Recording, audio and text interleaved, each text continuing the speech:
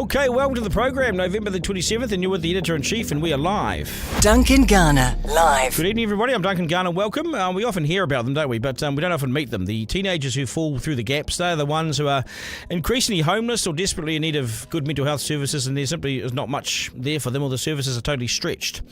These teenagers feel like they are invisible to society. Tonight, we'll meet two of them. One is just 16 and living on her own in a motel, recovering from addiction and brushes with crime. The other is a vulnerable young woman whom has self-harmed more than anyone should at her age. They're brave and courageous for speaking out, and after months of negotiations, they feel ready to speak out. Because all too often they're brushed aside and not heard, so tonight is their platform.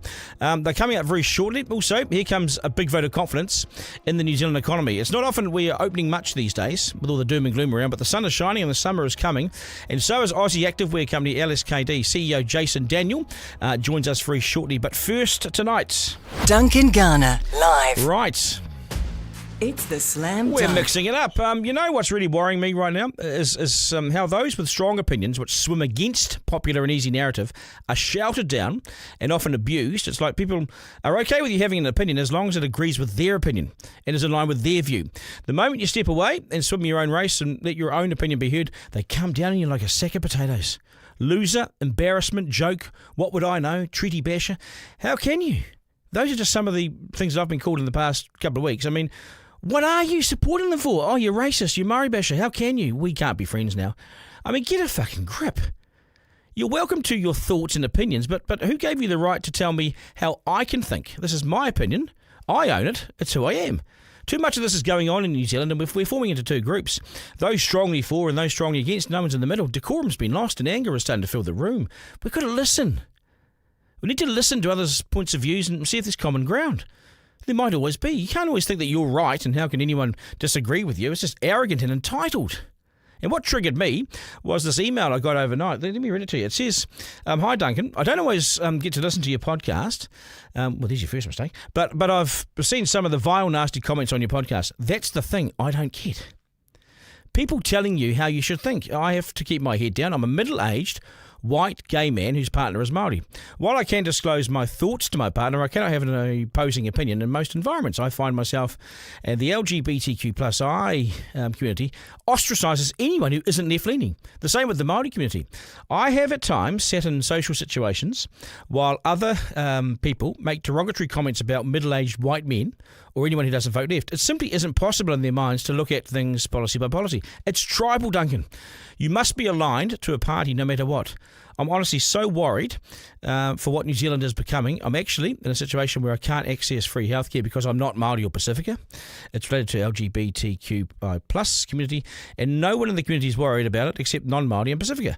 I'm genuinely scared for mine and my children's futures here in New Zealand. I wonder if Australia is the answer. Sorry for the long rambling rant, but keep up the good work, speaking for us that aren't allowed to have a voice. Well said, and well pointed out, and it's worried me for some time too. It's like student presidents in universities, actually. They all go on to join the Labour Party. Why? Can they have an independent thought? Suddenly David Seymour's a racist and a hate figure. You see, he's actually highly intelligent. He argues his points pretty well, and he's had success at getting controversial bills like euthanasia to become law. But guess what? You'll see that comment as me supporting him. Far from it. Far from it. It's just me observing and reporting for 30 years and seeing wombats and muppets and idiots and hard workers come and go. And Seymour is a highly articulate and effective member who knows what it is like to make law. That's my non-biased judgment from sitting in the front seat for the last 30 years. People, we've got to chill out. We need to accept others and what they stand for. Society is dangerous and boring when we all agree. Give people the space to have their own opinion. It's okay. It's like arseholes. We've all got them. It's an opinion. And if you have nothing nice to say, then pull your head in. Let them speak. Say nothing at all. The entitlement and arrogance coming from those who wish to shut others down is appalling. You need to get out more, find new friends, mix in wider circles. That is if we can find you, because you may well be lost up your own backside. But seriously, look in the mirror. Other people, actually, they do live here too. Duncan Garner, live. Right, first put away the bad news, and here comes a big vote of confidence in the New Zealand economy. It's not often we're opening much, or at the opening of much these days, and with all the doom and gloom, but the sun is shining, and the summer is coming, and so is Aussie activewear company LSKD. They're launching their first store here in Takapuna on this Saturday, with up to 10 more to follow. I'm taking this as a vote of confidence in our economy and our people. They could employ up to 150 New Zealanders. as they roll these shops out. Owner Jason Daniel, I spoke to him from Brisbane just a short time ago, and he's with us. Great to have you on the podcast. Welcome. Nice to see you. Yeah, thank you. Appreciate it. So the big plan is to come to New Zealand, and the big plan's around the corner. Saturday, you open your new shop. Tell us all about it. Yeah, so we opened our first store in Takapuna, which is really exciting. I mean, it's been a long time in the making to be opening this store. I mean, we actually did a tour over in New Zealand maybe about 6 months ago, and I got to tour all through Auckland. And we were just so lucky to get the space. To be honest, it actually only came available, I think it was the day before we got there.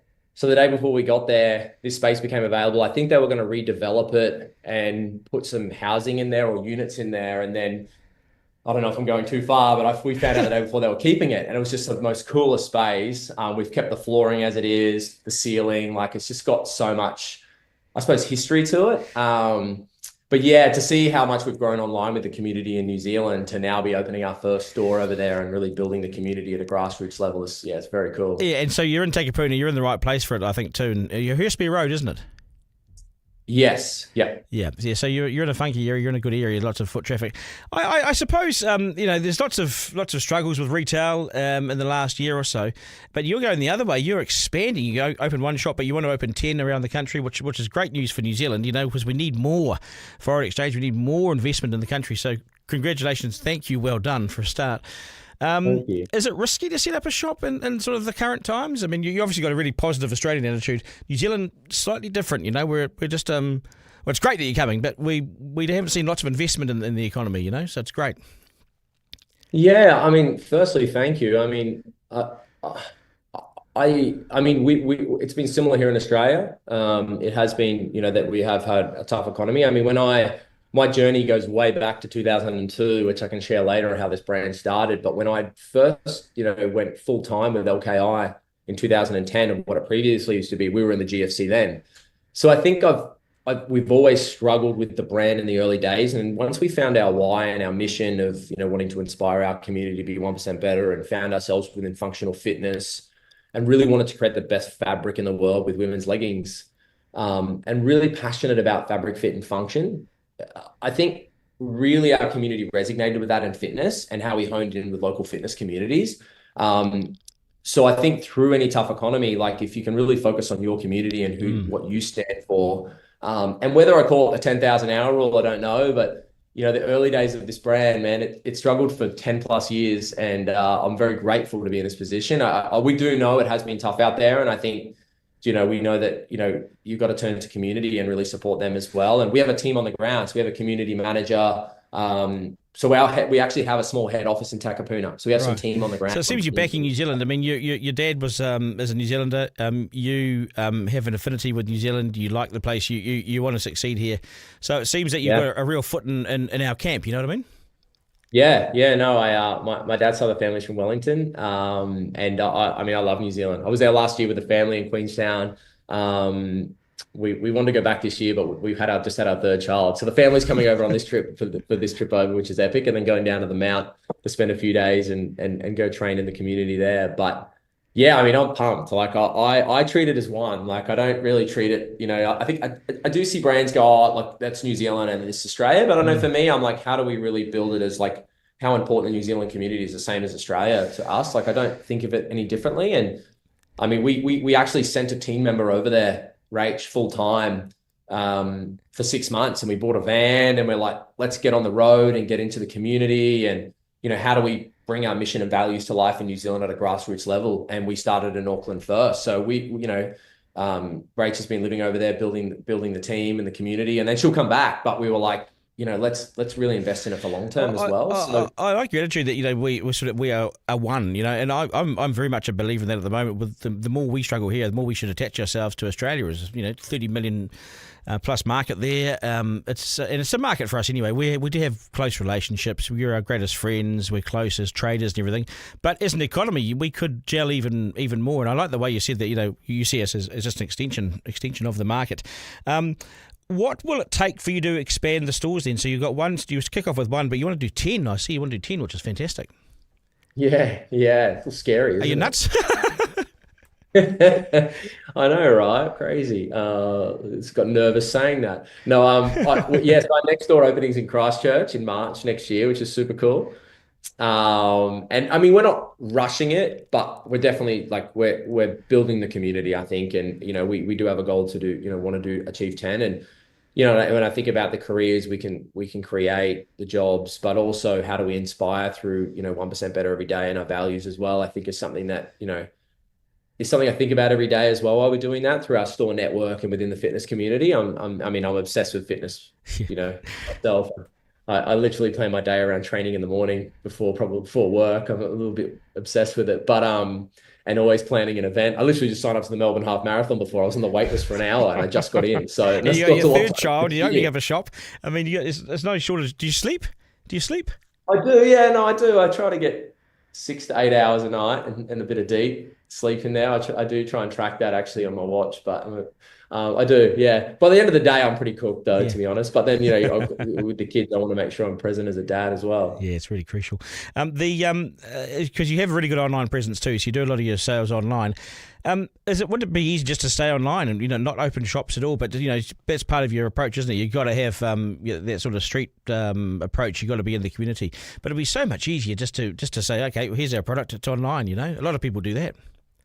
Yeah, they do. And I mean, we were doing that for quite a while. And I think that's been the special part. Like the brand did get to, it's got to 10 million online just with our online store. And, it was like, well, we need to get over there and really invest in the community and how we support them at a grassroots level. It was not cool. We're just going to keep growing and we're great. I'm like, well, if we're opening stores in Australia and how we entered retail through opening our headquarters here in Australia. You can check out we have a HQ Instagram account, LSKD.HQ, and we share what we do here. Where I'm sitting now where I'm doing the podcast right now, I'm literally looking at our retail store. Right. So our retail store is in with the team and where we sit and community shops here. That's what got us into retail and opening our first store only 2 years ago. So with the New Zealand community growing, it was naturally like, we need to get over there. Logistically, there was some things we've had to work through, like where, to get product there and all the other things in the back end that, we have a great team as well that helped do that. And the finance team have been amazing in setting all that stuff up. But yeah, it was naturally that we needed to get here. It's like, I don't think just stay an online brand. I think being in the community is really important. So how many jobs will this create? If you get to roll out your 10 shops, you'll create New Zealand jobs here, won't you? Yeah, that's a great question. I mean, it would be probably 150, I would be guessing. Wow. Jobs through retail stores, and then obviously there'll be lots of other things to do over there within community marketing and brand. So, and then local athletes that we have over there. We've already got an amazing community of local athletes that we work with already in Auckland and building outside of Auckland as well. So. Yeah, no, it's really cool. It's like an extension. I'm hoping I get to go over and work in the Takapuna office more. It's such a good spot. It's right on the beach. I hope I can get over there and work more from there. It's a good spot. It's right on the beach. I was there the other day, actually, just having a bit of a play around.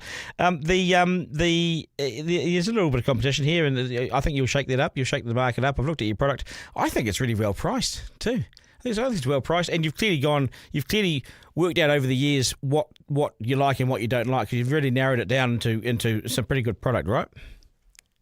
I hope so. I think so. I mean, we're always learning. We're not perfect, but yeah, I mean, we've really focused on our fabric, and we do create our own women's leggings fabric with our Rep and our Zephyr fabric, and a lot of our other products, we develop our own fabrics, and we're on that journey to just try to create the best fabric in the world for the community. And we think about the price. It's like, well, yeah, how do we charge a fair price as well? And then, how can we just keep reinvested back into build the brand? We are self-funded, so we have to make sure we are profitable to keep reinvesting to opening stores and building the team and the community. But yeah, I think over the years, I mean, the story of LKI to LSKD and the mistakes I made in the early days, which I wouldn't say are mistakes, I would say are great learnings where, when we, to give some context, the brand started out as a high school nickname in 2002.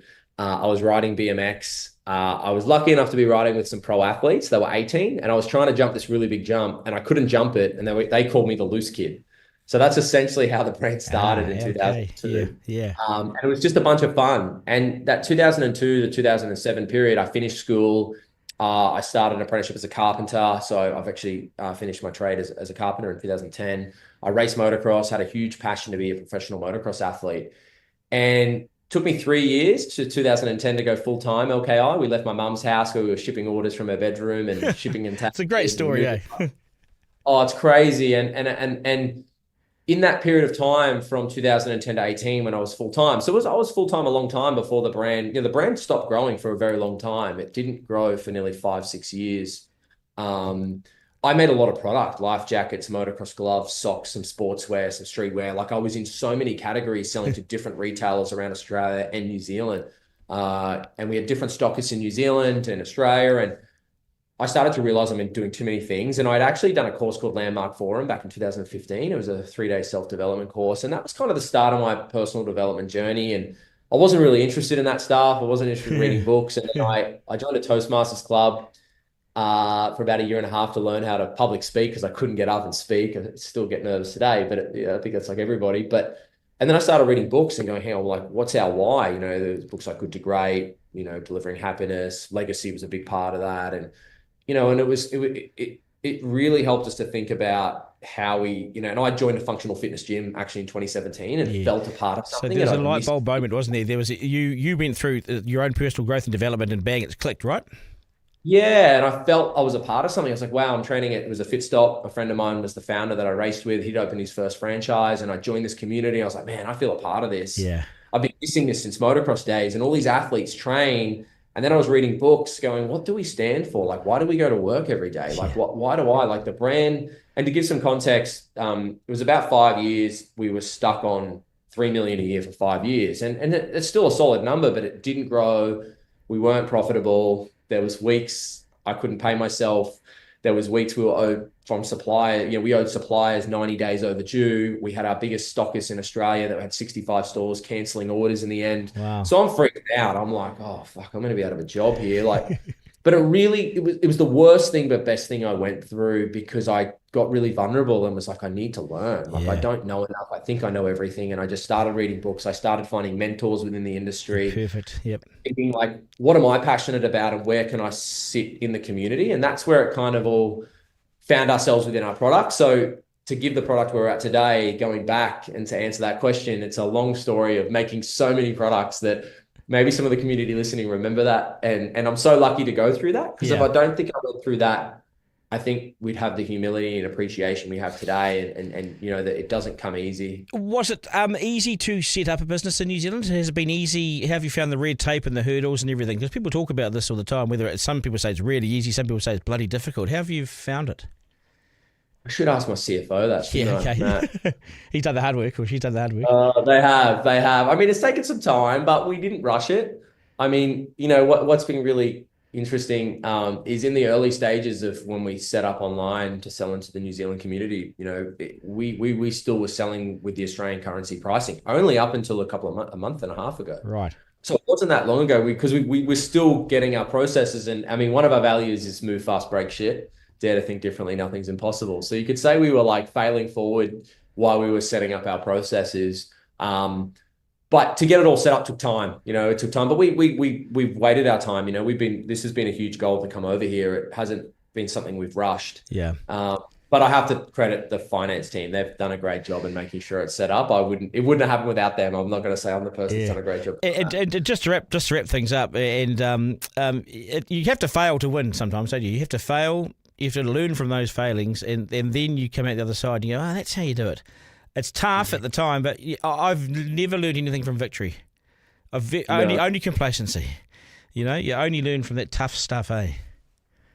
No, I totally agree, and it's funny because we've kept our first office and we take our team members on tours to the first office to kind of show how far we've come when we onboard new team members. And our New Zealand team that was just over, we took them on a tour and to show them that like how much we care about the history of this brand. And it was a 15 plus years, or from 2000, 15 plus years to become what it has become today. And yeah, it does. I think I learned more from that. And I think the thing is when you do get complacent or you think you're doing a great job, you've always got to check yourself, because I think it's like, well, what's coming?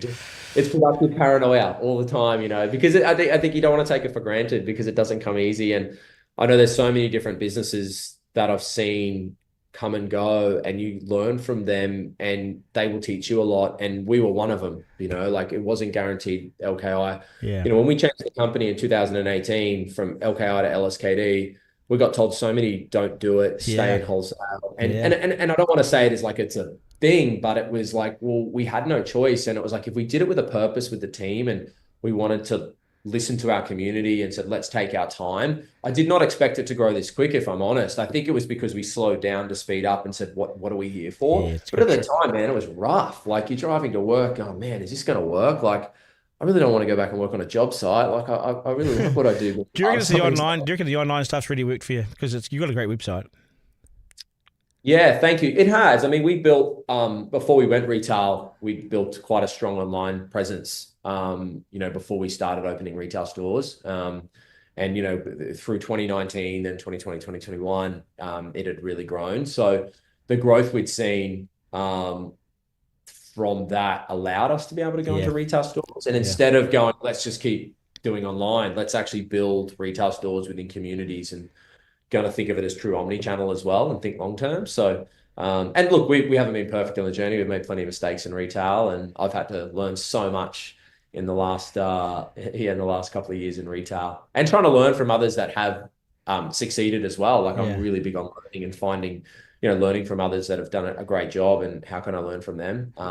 Which is where, like, Takapuna, such an epic store, the work we've put into that store, and I'm so excited to get feedback from the community on open day, like, because where we were 2 years ago of the first store to where we are today, it's a completely different store. Still our aesthetic as a brand, but the things we did then, we're like, man, what were we thinking? It's always like that. It looks so modern now, but what were we looking at? What was that? But it's like we wouldn't be in this position if we hadn't failed forward and just did it anyway. So, it's just one of those things, and that's how you learn. Yeah. Hey, all the best, and good luck on Saturday. You've picked the right time, heading into Christmas. You've picked a great location. You got great product. It's been great catching up, and you got a great story to tell. So thank you for coming to New Zealand. Perfect. Thank you, brother. I really appreciate it. Okay, I'll spot you around, eh? Cheers. Thank you, Chase. Yeah, thanks, man. Ta-da. Duncan Garner, live. Isaac, what I like about this guy, he's positive, he's upbeat, right? Oh, yeah, it's great. I mean, the interview went probably a bit longer than I sort of imagined, but I mean, he's just so easy to talk to. Oh, yeah, great guy. It's a very, very classic Australian. Yeah, isn't he? But and his dad's Kiwi, and he's going to open 10 stores, 150 staff. Yeah. I mean, TikTok will like this. What's the bad bit? I know, yeah. I mean, 150 new jobs in New Zealand for a new retail company. Exactly. It's never going to hurt, especially because you said so he's opening a store in Takapuna and later in Christchurch. Is that what you said? Would you buy some of his tights? Maybe not the tights. You know, but maybe I'll go for something a little bit different, a little bit more my brand. Have you ever worn bike shorts? Yeah, I've definitely worn bike shorts before. Have you? Like her? Yeah, with the little padding on the. How are you on those? I mean, that's not. Yeah. I mean, they serve a purpose. There's a reason why people wear bike shorts. Yeah, they don't look great though, do they? No, not guys like me. Okay, mate. Rightio. Duncan Garner, live. We better do 3 questions. 3 questions from the editor-in-chief. 1. Why didn't he just go all the way? The Reserve Bank governor, he's cut the OCR down to 4.25, but I still think he's out of touch. The economy's stalled again, and at 4.25, I think it's still too high. He signalled another 0.5 of a percentage point cut in February, but I say, why wait? What are we waiting for? Cut it today, another 0.5, then have 3.75 as the OCR, might help us recover faster. What's he worried about? Signs of life? There's no chance of that. 2. At number 2, who took credit for this today? Christopher Luxon. He was quick to send out a message saying, you're welcome, interest rates are coming down, and good news. See, we're doing this. We're doing what we said we would. We're putting more money in your back pocket. Christopher, the Reserve Bank took the interest rates down today. Nothing to do with you. I suppose your management of the economy then, if you must claim credit. 3. At number 3 today, Valentine's epic fail. $25 for 3 photos on a cell phone posing with Santa. $25. You mother... Yeah, it's not April Fool's Day, it's Christmas. Show some spirit. Make them free. Stop gouging Kiwis. We've had enough. And now we're calling it out, okay? We've had a guts full. Duncan Garner, live. $25. Is it for 3 photos? I know. Cell phone photos. Wait, so was it Would you walk up and take photos on your own cell phone, and then they would? I think they took the photos on their cell phone and then they forwarded them to you. Oh, what's the point of that? Well, it's $25, thanks. Yeah, $25 For 3 seconds work. That's almost that's about it's over an hour's worth of minimum wage, I believe. Oh, that's ridiculous. Hey, well, Ballantyne's famously is an expensive store. That's kind of the whole point. Sure, but it's full of bougie, nice things. You know, the photos should be the one thing you can walk into Ballantyne's and get for free. Yes, please. It's digital technology. Man, what some people... I guess they do have to pay Santa, but I'm sure Ballantyne's has a stack of cash somewhere that they can give the guy. Imagine if everyone paid $25. They would make so much money. They're more profitable than the shop itself. Righty-ho, let's go. Duncan Garner, live. Right now, Lachelle and Amelia are two 16-year-old teenagers who have gone through more than what most people suffer in a lifetime. They're teenagers who want to speak out and tell the country what it is like to be homeless and have addiction issues. And in Amelia's case, she has attempted self-harm on more than 20 occasions. And she's seen all the mental health services and once spent 11 months in hospital, including in the lock-up youth mental health ward at Starship. The services are hit and miss at best, more miss than hit. These two young women have spent months mustering the courage and bravery to come on. They've chosen today to speak out and to give us a snapshot of what it's like to be a teenager in serious need of help and living on the edge. I spoke to them today, earlier today, from our Studio A, our new studio. So this will look a bit different. I spoke to them a couple of hours ago, and they were a delight, and they're courageous and brave. Have a listen. So welcome to the podcast. Nice to see you. Nice to see you too. So it's finally we meet. Like, it's been quite a while, eh? Yeah, it's been quite a while we've been talking about this. Promises. Was it hard to think about speaking out and talking? Well, it's hard, but it's better that people hear the truth. Yeah, and what is the truth? You tell me your story. Well, through the system, it's always been pushing my files and just giving up on me really easily. As in, I was supposed to go to rehab on Jan 15th, and they said if you finish all your assessments before Christmas break, you'll be able to go on Jan 15th. So I was like, okay. I finished it all up, and then I was like, okay, I'm gonna go cold turkey and stop all my addictions on New Year's. And so I did that. And what were you addicted to?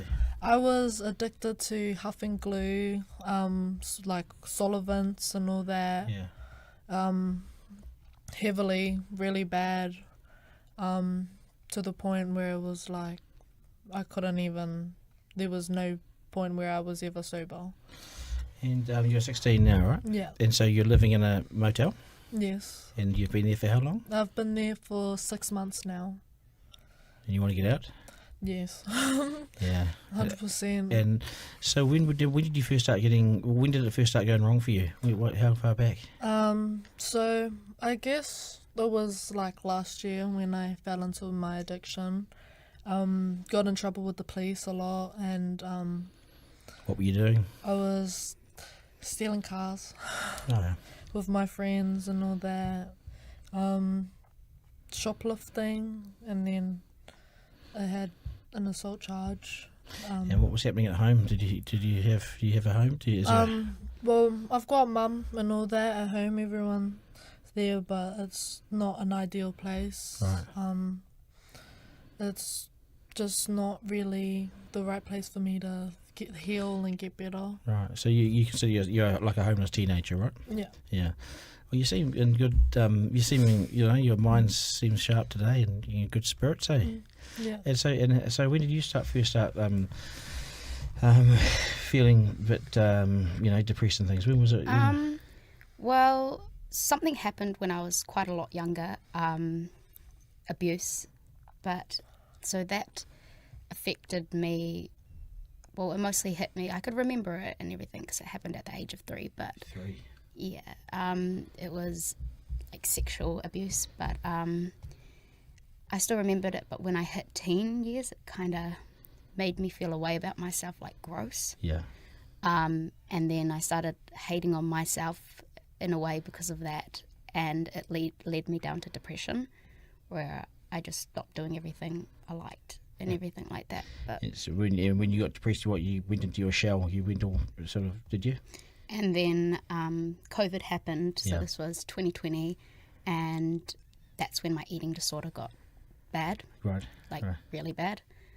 But ever since then, it's just been So it was the abuse from when you were a baby, when you were a toddler, yeah. and it triggered in you as a young teenager. Yeah. And then you spiraled from there. Yeah. Yeah. So when were you last at school? I was last at school. Well, the first year I was at school was 2020, and I was there for that whole year. 2021, I was in hospital for about 11 months straight. I would get out for 2 days and then be put straight back in because What was that like? it was hard. I bet. It was really hard. I ended up getting insomnia from that, from like hearing the trolleys come down every like so often, and I just could not sleep, and it made my mental health so much worse that it ended up going into self-harming and stuff like that. Yeah. How often have you tried that? Well, I've been put in the psych ward at I've been put in the psych ward at Starship Hospital quite a few times. The first time I got put in there, I was put into the closed side and then the open side. What's the difference? Closed side is like where it's HDU, where it's like you're really a danger to yourself. You're stripped of everything, like anything that you can have, and which is for the best because most people will harm themselves in there. But it's a very dangerous place. I got assaulted in there the first time I was in there, Right. by another patient, because the people, they sit in this like office where they've got windows and everything, and they watch, but they don't come out. They don't help you. They, like, if it gets to the worst point, they will, but it's more like they watch. What's and so you've been in and out of that place, have you? Yeah, I haven't been back into HDU, which is good, That's good. but been in and out of that psych ward for the past few years. Yeah. And how do you feel about yourself now? Still not the best, but I'm trying to get through.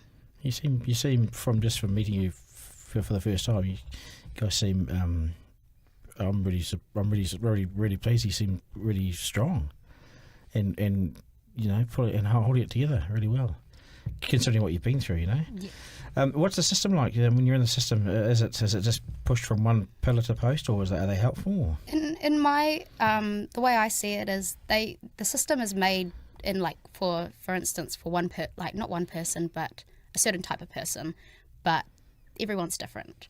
Everyone takes things differently, and they don't all work under the same system. Right. But they don't make availability to be able to have different options. But if you want to take your own life, for instance, Yep. in self-harm, are they there to stop you? Is there a bed there? So is there someone available to help you? Sometimes, but the turnover to them is more important, mostly. Yeah, I've heard Bed this. turnover. Yeah. Sometimes there's just no one there and no one there to help. Yeah, and as soon as you seem in better spirits, or like the littlest bit, like even if you're talking, like you're not just staying in your room all day, they seem to want to ship you out. What's it like? What's it like being in hospital for 11 months? Hard. Very, and it didn't just impact me; it impacted my whole family. Yes. But So what's your living arrangement like now? it's all right, but yeah, You want to be somewhere else, or nah, it's quite good there, but you with your mum, right? yeah, Yeah. it's just been like quite hard. Never like having like a house that you like can stay in and stuff like that. Is it what? So where are you? What is it like? What do you stay in? We're staying in an apartment, but like jumping from place to place, just renting and stuff like that. You've had how many places do you reckon you've had in your life? I bet it's heaps. Yeah, more than I can count on my hand. Probably. Really? Yeah. Same with you as well. Well, around when I was 14, I was in and out of home. Having just moving in with my friends was probably the point where I was moving around, because I have never moved with my family, just stay in the same place. So you've been homeless for how long? So you're 16. So how long have you been homeless for? So the day I got out of rehab was the day I left home. So with the rehab, they said that another girl was going to go in, so I didn't get to go in until Feb 15th, and they were closing, like, for the youth rehab, they were closing down on the 29th, and so I had to leave there. So I only got 2 weeks of help for my addiction, and then Yeah, I left home. And so you've been homeless since about, what, 13, 14? Well, I was leaving home, like, just around 14, and then it was when, like, I finally turned 16 was when I could actually properly move out and actually get what I need to get done in life. And how many other of people do you know that are in situations like you're in? Are there lots of teenagers around? Tons. When I went to the WINS budgeting course, it was just tons of kids just all around the table there. All homeless? So, yeah, they're all in emergency housing or they're either boarding with family. And what do you do for money? So I get WINS pays me every week for money in there. You know, it's not a lot, but you know, it's enough for me to get through the week. And You can budget it okay? yeah, I've been trying my hardest to make sure I don't spend it on little things for girls like makeup and all that. Yeah, but sometimes you got to have a little bit of that. Yeah. Yeah, and what about your addiction? Are you on top of that? Yeah, I actually went to, after I got out of rehab, I went to Narcotics Anonymous. Oh, good on you. It gave me a lot of like help in that.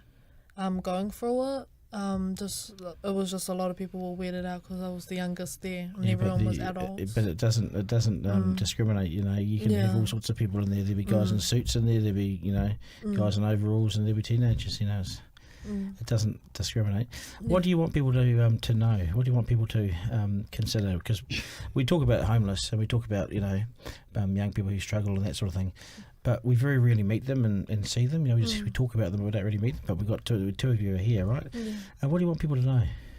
I want people to know that you can't fully rely on the government. They're like, yes, they do help some people. Don't get me wrong. But it doesn't help everyone. And the wait lists are so long that so many people are just like kids. They're going unheard, not being able to speak.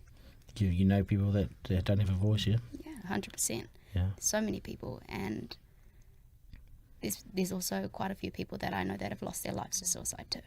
How many you've had friends? You've lost friends? Yeah, I've had one close friend that has lost their life. Yeah, and of course you know other people as well through the system And stuff like that. Yeah, and are you all right? Are you handling it all good now? Do you feel stronger in yourself? Somewhat, but it's always a battle. Yeah. And what about your early life? What do you think drove you to the situation you're in? What was home like? What was home like? Home, when I was getting in trouble, I also had my older sister who was getting in trouble with me. Yeah. And she got out of rehab. Oh no, rehab. She got out of YJ. She was locked up. Yeah.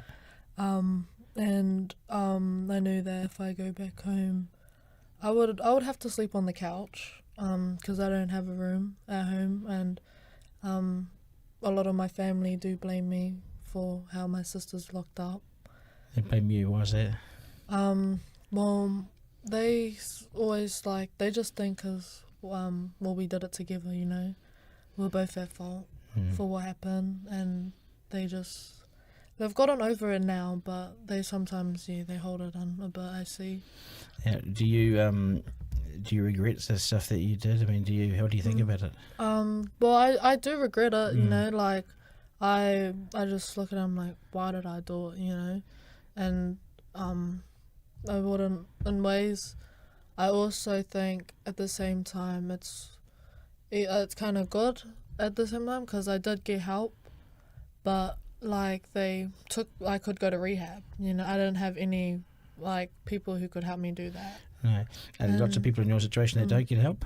Yeah, there's a lot. In emergency housing, there's one thing is, me, all I have is a microwave and a fridge. I don't... In a motel unit? Yeah, and I don't Is it scary at night? I mean, are you frightened? Or? I've had someone randomly walk into my room once, and I was like, what the heck? Why are you here? They're like, oh, wrong room, and they walked out, and I was just terrified. And are there other emergency housing people in the motel? Not anymore. It's just me and them. And are they trying to get your house, or what's the deal? Because you've been one of the last ones left in these emergency housing, because everyone's sort of been moved, you know. So with you got to show every week proof that you're applied to houses, and I've been applying to flats and that, and they don't want to accept me because they're worried they'll have to look after me because I'm too young, and it's because of my age. See, there's nothing there, for your ages. At your ages, you're right in that sort of zone of it's really hard to find help, isn't it? What do you want to do when you're a bit older? Do you have any goals or dreams or ambitions? Well, I don't really have as much as a dream of what I want to be, but I know I want to make a lot of money. Yeah. Well, and how do you think you're going to do that? Well, I want to go to university, I think. Good on you. Maybe do something for business and that. Good on you. But yeah, I think that will be something that would be really interesting to do with my life. Good on you. What do you think you want to do? Do you have any sort of hopes and dreams? Not really like any dream for a job, but after seeing what the system was like and not like being the patient and not being heard and stuff like that. Are you heard now? Do you think you're heard now? Not really. How many teenagers are there, do you reckon, like, in situations like you guys have found yourselves in? Thousands. Thousands. There's tons. I know. Too many. I used to literally walk on the streets in the city, and I would see tons of kids I knew that just live on the streets. Yeah, and it's like you can't go to homeless shelters for meals. You have to be 18, and you can't like get support for living by yourself until you're 16. And so what's happening to the 13, 14, 15-year-olds that are out there? They're just on the streets, and it's just so hard to see. Or they just put them through oranga tamariki, which is not the best thing to do. You've been through OT? I have been with social workers, but they dropped me. I had a care and protection social worker who was supposed to help me with wins and all that, but she didn't help me. It was my counsellor from rehab who had to help me. Right. And she just said, "Oh, you're all safe. You're okay." And I was boarding at my friend's, but her mum made it clear this is not a long-term place. You gotta leave. And then I was so she thought I was okay. I was in a stable place. I was like, it's stable for now, but not in like maybe a month or two. I probably have to leave. Yeah, it's pretty confronting, eh? So there's thousands of people in situations like you, and is there the resource to help them? Are there the people there to help them? And there's barely any. There's really? like nothing out there. The resources are so limited. So you're on your own. That's what you wanted to say, wasn't it? That you're on your own. The government might be there for you. Yeah, they have resources, but the wait list is so big. Really? Like, and the resources don't necessarily help. Like, they may help some people, but not all. And do you see yourself, would you see yourself wanting to do anything in education? Do you want to go further in education or anything? Or I'm thinking of possibly either going into nursing or we need something nurses. like that. Yeah. You can better give back from your experience of what it's been like on the other side. Definitely. Yeah. Are you feeling better within yourself? It's constant work on, I suppose, right? Yeah, no, I am feeling quite a lot better about myself, and I guess coming to the realisation that the government isn't going to save you unless you try and save yourself. I could have told you that for free. Yeah. You got basically what I reckon, and especially after the floods and after COVID and everything, we are on our own. The help doesn't come for weeks if it comes at all. Down the Hawke's Bay, I was talking to people on the radio that were sitting on their roof three days after the storm and no one had come. So I think there's a good lesson in that, that we're all on our own in those really tough times. What do you want people to know? What else do you want people to know? Well, I believe that if there's no one that's going to help improve the system better, then this generation's going to go down, because they believe boot camps, locking us up, chucking us on medication's going to help us. Yeah, what is the answer? It's because I've read about the Oranga Tamariki Act, and it's like to ensure the well-being of the child's okay, and I was like, are you really thinking about the well-being? I think we lost confidence in Oranga Tamariki a long time ago, to be honest. Honestly, yeah. Yeah. So what's the answer, do you reckon? Because there's so much need out there, right? There's thousands of kids in need. I feel like they just need to sit and actually hear their stories and hear what they believe that might help. Yeah. There's they could do for example, for people with problems with anger, boxing. get. I agree with you. Like, Yeah. there's so many recreational ways. The government just cut the boxing program in Wellington for those kids. There's like You got to fund it, you know.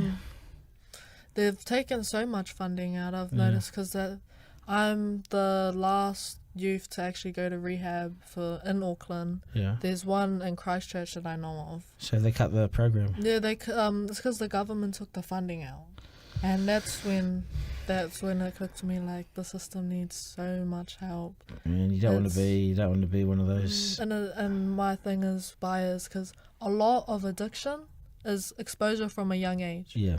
Those rehabs were actually really good because if people want to get help and make sure they don't like have addiction when they're older, where it's actually way more harder to stop. You gotta kick it when it's when you're a youth. Like just kill it then and there. And I believe that if I was in there longer, I would have actually been. Because they more awareness. They didn't sort you out properly, did they? You kept relapsing. How many times have you relapsed? I've relapsed like at least probably 4 to 5 times. Right now I'm probably on. The longest I actually got to was 100 days sober. Good on you. That's good. And I was really proud of that. And then You should be. Just had a lot. What makes you relapse? It's really hard living by yourself, and me and my family, we don't talk, and that because we've just had a fallout, and so You're 16. You're only 16. Yeah, and it's because I just stay in that room. Yeah. And from Friday to Sunday, I'm just in there, and I kind of just lose my mind. What do you do? Yeah. I just watch TV, listen to music. Sometimes go on a walk, but it gets really hard being like just by yourself because there's just like so much going on in your head. And it's like there's no one to just talk to and be there when you're just by yourself. So it's been really hard for me doing that, but It's heartbreaking hearing that. But it was like a lot of things with living in that place. I was 89 kgs when I went in, and I dropped to like 70 For not eating because I can't eat properly because of I can only eat a microwave meal or a packet of noodles because there's no stove or anything. And they can't get you into any accommodation because you're too young. Yeah, there's like I've been to like places that are like housing, and they're like, oh, it's either for families, or you need someone else, or you need to be referred. So there's actually a big gap in that market there. There's actually a big hole. Just like nothing there. With your going for the eating disorder, I've done a bit of work on this as well. There's a lot of people with eating disorders, Yes, definitely. And there's a lot of people not getting help, Definitely a lot that slip through the cracks. Yeah. That don't get the help that they're needed. And for instance, like when I first got admitted, I was like, I think maybe around 60 kilos or something like that. But it dropped down to 45 within like 2 to 3 months because it just got so bad after going in the first time. Cause I wonder sometimes I wonder if you go into these places and you get worse off, you know? Sometimes. Some people do. Yeah. Some people do have. You hear some horrific stories, My final question is, and you guys have been awesome. You guys have been so amazing. In 10 years or 20 years, where do you see yourself? You will be gone from the motel. Yeah, Okay, hopefully my own place. Stable life, job, happy life. Good on you. I think you're making some good steps to get there. Yeah, no, and same for me. I just want to be able to have a house, be able to have a good job that was able to pay and keep me like good. Right, we have to go to Australia. It pays so much better over Isn't it there. though? Yeah. Do you have many friends that have gone there? Do you know? A few, but Yeah. Yeah. Well, thank you for speaking. You've been wonderful. You're awesome. Strong. You guys are strong. You guys should be proud of yourself for coming through it. Not like lots of kids wouldn't be able to turn up and do this, So yeah, nice to meet you. Yeah, thank you for having so us. much. Yeah. Duncan Garner, live. So I'm a bit speechless about those two because I thought they were enormously powerfully strong young women, and their experience in the system has been terrible. In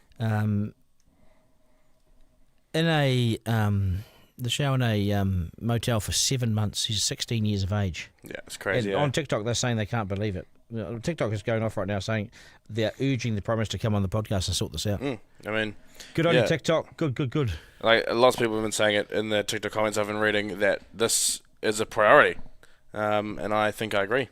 Where's the government tonight? You know, there it is, 16-year-old. Yeah. I mean, you can judge a country by how we treat our most vulnerable. She's 16. She's had addiction issues. She's been kicked out of home for whatever reason. She talked about that. Yeah. But she's still 16 and she's a young woman and she's vulnerable. Yeah. And she sits in her house and in her motel unit from Friday night through to Sunday night. Doesn't see anyone. Doesn't do anything. Watches TV.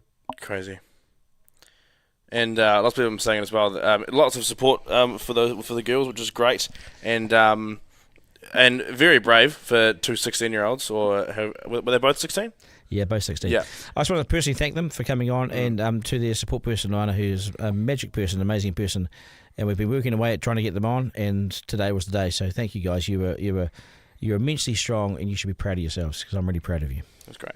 Yeah. Right, that's us. This will be available as a podcast very, very shortly on Rover or wherever you get your podcasts.